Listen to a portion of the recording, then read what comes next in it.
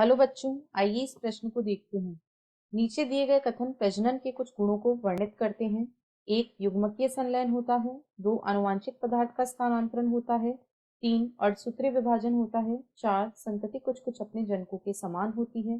नीचे दिए गए विकल्प में से वह विकल्प चुनें जो लैंगिक और अलैंगिक दोनों प्रजननों के लिए सही हो। विकल्प ए 1 व 2, विकल्प बी 2 व 3, विकल्प सी 2 व 4 या विकल्प डी 1 व 3। इस प्रश्न की जो मुख्य अवधारणा है, मुख्य अवधारणा वह है प्रजनन। इस प्रश्न की मुख्य अवधारणा है प्रजनन। यहाँ हम देखेंगे प्रजनन से क्या तात्पर्य है तथा प्रजनन के प्रकार क्या क्या होते हैं। प्रजनन यह एक ऐसी प्रक्रिया है, यह एक ऐसी प्रक्रिया है जिसमें जीव अपने समान संतति, जिसमें जो जीव होता है वह संतति को उत्पन्न करता है, इसमें जीव संतति को उत्पन्न करता है। यह एक ऐसी प्रक्रिया है जो किसी भी जाति के अस्तित्व को बनाए रखने के लिए आवश्यक है। अब जो प्रजनन है उसे हम अलैंगिक तथा लैंगिक प्रजनन में बांट सकते हैं। अलैंगिक प्रजनन, अलैंगिक प्रजनन तथा लैंगिक प्रजनन। जो अलैंगिक प्रजनन होता है इसमें केवल एक ही जीव भाग लेता है, इसमें एक ही जीव भाग लेता है।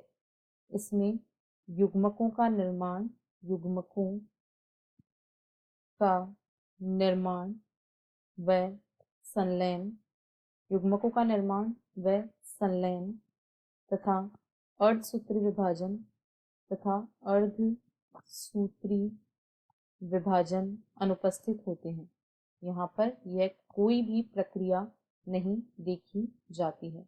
ये तीनों ही प्रक्रियाएं यहाँ पर अनुपस्थित होती हैं। और यदि हम यहाँ पर लैंगिक जनन की बात करें तो लैंगिक जनन मुख्यतः दो प्रक्रियाओं में या दो चरणों में संपन्न होता है। सबसे पहले यहाँ पर अर्धसूत्री विभाजन के द्वारा, अर्धसूत्री विभाजन से, यहाँ पर अर्धसूत्री विभाजन से युग्मकों का निर्माण होता है, युग्मकों का निर्माण होता है तथा इनके संलयन की प्रक्रिया जिसे निषेचन कहा जाता है। यहाँ पर युग्मकों का संलयन होता है। अब यदि हम कथनों को पढ़ें तो एक में कहा गया है युग्मकीय संलयन होता है। युग्मकीय संलयन केवल और केवल लैंगिक जनन में होता है, अलैंगिक जनन में नहीं। 2 में कहा गया है आनुवांशिक पदार्थ का स्थानांतरण होता है। तो जो आनुवांशिक पदार्थ होता है वह लैंगिक तथा अलैंगिक दोनों ही प्रकार के जनन में स्थानांतरित होता है, अतः यह सही है। 3 में कहा गया है और अर्धसूत्री विभाजन होता है, यह गलत है। अर्धसूत्री विभाजन केवल और केवल लैंगिक जनन में होता है।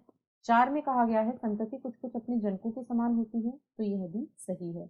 लैंगिक और अलैंगिक दोनों ही प्रकार के प्रजनन में, अलैंगिक प्रजनन में तो संतति जो होती है वह जनकों के समान होती है और लैंगिक जनन में जो संतति पैदा होती है इसके कुछ लक्षण जनकों के समान होते हैं। यानी 2 व 4 ऐसे कथन हैं जो लैंगिक और अलैंगिक दोनों प्रजननों के लिए सही है, यानी विकल्प सी इस प्रश्न का सही उत्तर है। आशा है आपको प्रश्न समझ आया होगा। धन्यवाद।